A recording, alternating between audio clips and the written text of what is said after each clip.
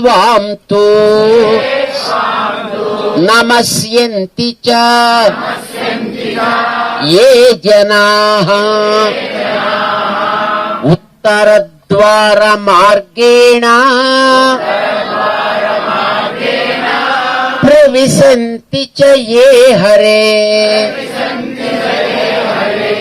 తే వైకుంఠం ఇమం ప్రాప్య మోదంతాం నిత్యసూరివత్. బోల్ లక్ష్మీనారాయణ భగవాన్ కి.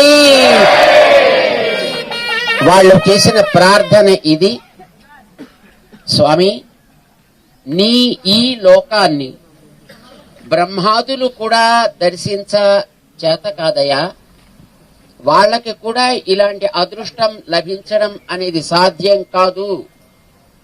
అలాంటి దాన్ని మా లాంటి క్షుద్రులకి, అల్పులకి, పాపులకి నువ్వు దర్శింపచేశావు, దాంట్లో మమ్మల్ని ప్రవేశపెట్టావు, మమ్మల్ని అనుగ్రహించావే, ఇంకొక వరం కోరుకుంటామయా, అడగండి, మరేం లేదా? ఇలాంటి దుష్టులకి కూడా నువ్వు ఇంత దయ చూపావు అనే విషయం లోకానికి అందరికీ తెలియాలయా. ఓ అయితే ఏం చేయమంటారు? ఈవేళ బ్రహ్మాదులకు కూడా ప్రవేశించే చేత కాని ఇలాంటి లోకాన్ని మాకు అనుగ్రహించినటువంటి ఈ శుక్లపక్షపు ఏకాదశి ధనుర్మాసంలో వచ్చేటటువంటి రోజున బ్రహ్మాదులు కాని, సామాన్యులు కాని, అంటే మనలాంటి వాళ్ళు కాని, ఎవరైనా సరే ఈ ఉత్సవాన్ని ఎవరైతే జరుపుకుంటారో, ఇట్లాగా మా కోసం నువ్వు ఉత్తర ద్వారంలోంచి వచ్చావు, మమ్మల్ని దాంట్లోంచి ప్రవేశపెట్టావు అని ఇలాగ ఈ ఉత్సవాన్ని జరుపుకుని ఎవరైతే దీన్ని ఆచరిస్తారో, దాన్ని చేస్తారో, భావిస్తారో, అలాంటి వాళ్ళందరికీ కూడా నువ్వు ఈ రోజున ఆ ఉత్తర ద్వారంలోంచి ప్రవేశిస్తే వాళ్ళకు కూడా మోక్షాన్ని ప్రసాదించవా, వాళ్ళకు కూడా ఇలాంటి లోకంలోకి వచ్చే అవకాశాన్ని కలిగించు. ఓ ఎంత గొప్ప ఉదారమైనటువంటి భావన. సరే తప్పకుండా కలిగిస్తా అని నేను వాళ్ళకి వరం ఇచ్చాను. అందుకోసమని వైకుంఠ ఏకాదశి అని ఈనాటికి పేరు వచ్చింది. ఎవరైతే ఈ ధనుర్మాస కార్య ఏకాదశి రోజున ఉత్తర ద్వారాన్ని ఒకదాన్ని ఏర్పాటు చేసుకుని, ఒకవేళ లేకపోతే అర్చామూర్తి దగ్గర ఎక్కడ చేయాలో కూడా స్వామి ఆదేశించాడు. ఆనాడంటే స్వామి నేరుగా తీసుకువెళ్ళాడు, కానీ మనకి ఈవేళ చేద్దామంటే ఆయన ఎలా వస్తాడు? అందుచేత ఆయన అనుగ్రహించినటువంటి మార్గం అర్చామూర్తి దగ్గర ఎవరైతే ఒక ఉత్తర ద్వారాన్ని పరికల్పనం చేసుకుని అందులోంచి ప్రవేశించేటటువంటి స్వామిని దర్శిస్తారో వాళ్ళకి కూడా ఇలాంటి స్థితి ఏర్పడుతుంది. అయితే అక్కడ ఎలా చేయాలంటే, ఉత్తర ద్వారాల్లోంచి బయటకు వచ్చి స్వామికి ఒక పెద్ద ఎత్తైన వేదిక చేయాలి. దానికి ఇటు అటు ఈ రెండు పెద్ద పెద్ద మూర్తులని, మధు కైటభులని ఏర్పాటు చేయాలి. వాళ్ళు పెద్ద పెద్ద రాక్షసులు కదా, వాళ్ళు ప్రవేశించాలంటే ఇలాంటి చిన్న చిన్న ద్వారాలు ఉంటే ఏం సరిపోతాయి? వాళ్ళ కోసం ప్రత్యేక ద్వారాలు కావాలి. ఎందుకంటే వాళ్ళ ఆకృతులు పెద్దవి కనుక వేదికకి ఇటు అటు పెద్ద పెద్ద ఆకృతులని వాళ్ళ కోసం తయారు చేసి దాని మీదకి స్వామిని వేంచేపు చేసి అక్కడ ఎవరైతే దర్శించి ఆ ఉత్తర ద్వారంలోంచి ప్రవేశిస్తారో వాళ్ళని భగవంతుడు తీసుకువెళ్ళాడు ఆ ద్వారంలోంచి. అలాగ తర్వాత మనం ప్రవేశిస్తే వాళ్ళు కూడా తప్పకుండా భగవంతుడి యొక్క అనుగ్రహాన్ని పొంది తీరుతారు సుమా అని లక్ష్మీదేవికి శ్రీ మహావిష్ణువు క్షీరసాగరంలో చేసినటువంటి ఒక అద్భుతమైనటువంటి ఉపదేశాన్ని మనం భావించి ఈ ఉత్సవాన్ని చేస్తున్నాం. ఈవేళ స్వామి ఉత్తర ద్వారంలోంచి ఇప్పుడు బయటికి వేంచేస్తాడు. స్వామితో పాటు మనమంతా వెళ్ళి ఆ తర్వాత మనం కూడా ఈ ఉత్తర ద్వారంలోంచి వెళ్ళి స్వామిని దర్శించుకోవాలి. ముందర స్వామితో వెళ్ళి వేదిక మీద మనం వేంచేపు చెయ్యాలి భగవంతుడు. ఆ తర్వాత మనం కూడా ఈ ఉత్తర ద్వారంలోంచి ఒకసారి అంటే ఆయన వాళ్ళని తీసుకుని ఆయన వెళ్ళిపోతాడు, మనం కూడా ఆయన వెనకాతల ప్రవేశించాలన్నమాట. సో ఇది ఇప్పుడు మనం చేయాల్సిన కార్యక్రమం. స్వామి క్రమంగా ఇలాగా వేంచేసేటప్పుడు చక్కగా అవకాశాన్ని ఇచ్చి అలాగ వెళ్ళడానికి వీలుగా రెండు వైపుల మార్గాన్ని మధ్యలో వచ్చేటట్లుగా ఏర్పాటు చేయండి. స్వామి అక్కడికి వేదిక మీదకి వేంచేయగానే ఆయన దర్శనం చేసుకుని అప్పుడు మనం కూడా ఉత్తర ద్వారంలోంచి లోపలికి వెళ్ళొచ్చు అన్నమాట. ఓకే, జై శ్రీమన్నారాయణ.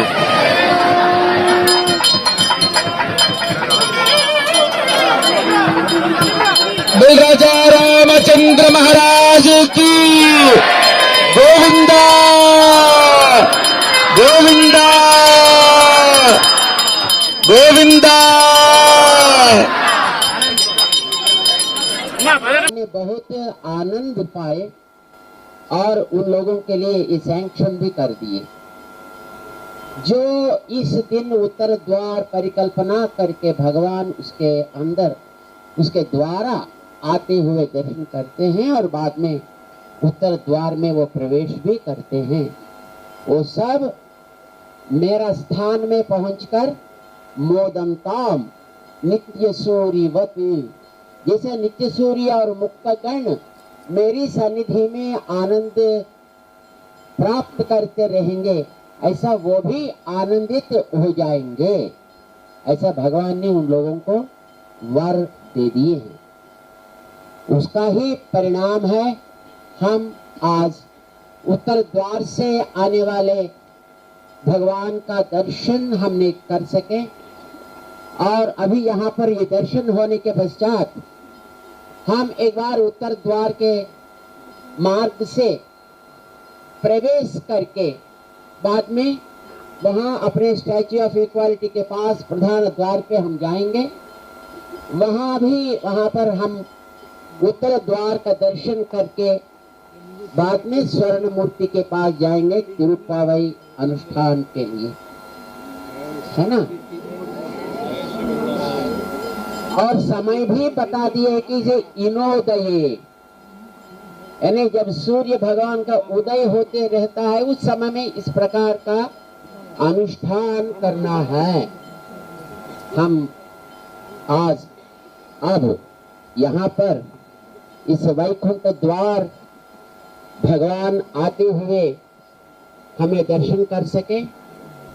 और अब भगवान का यहाँ दर्शन होने के पश्चात एक बार वैकुंठ द्वार के मार्ग से अंदर जाकर वहाँ से हम स्टैच्यू ऑफ इक्वालिटी के पास जाएंगे।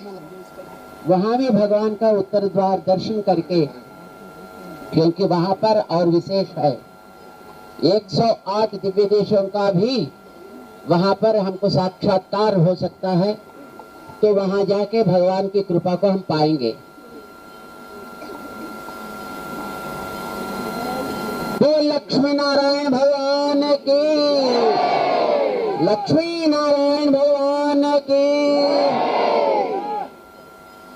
जय श्रीमन्नारायण, जय जय श्रीमन्नारायण।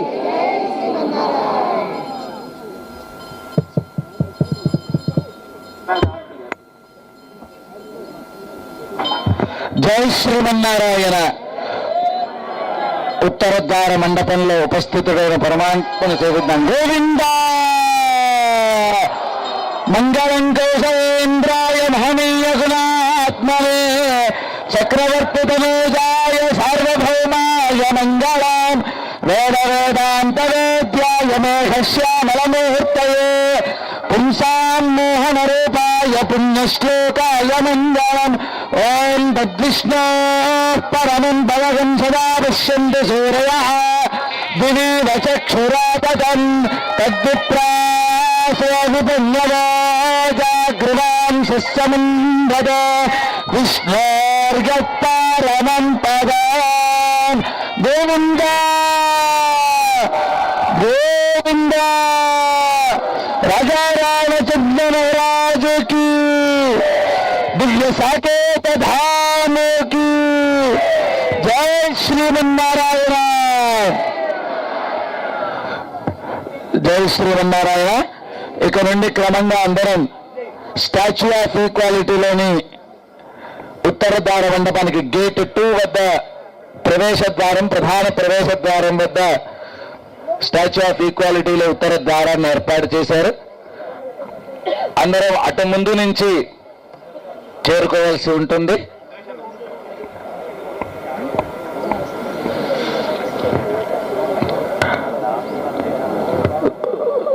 అందరం తూర్పు వైపుకు చేరుకొని అక్కడి నుండి మనకి ఉత్తర ద్వారాన్ని ఏర్పాటు చేశారు. అందులో నుండి వస్తూ అక్కడ కొలువు తీరిన పరమాత్మను సేవించుకుందాం.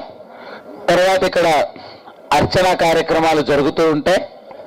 అష్టోత్తర శతనామార్చనలు, వేద ఆశీర్వచనాదులు అన్నింటినీ యథావకాశంగా మనం జరిపించుకుంటూ ఉండొచ్చు. స్వామి పాదుకలను చూపిస్తున్నారు. గోవింద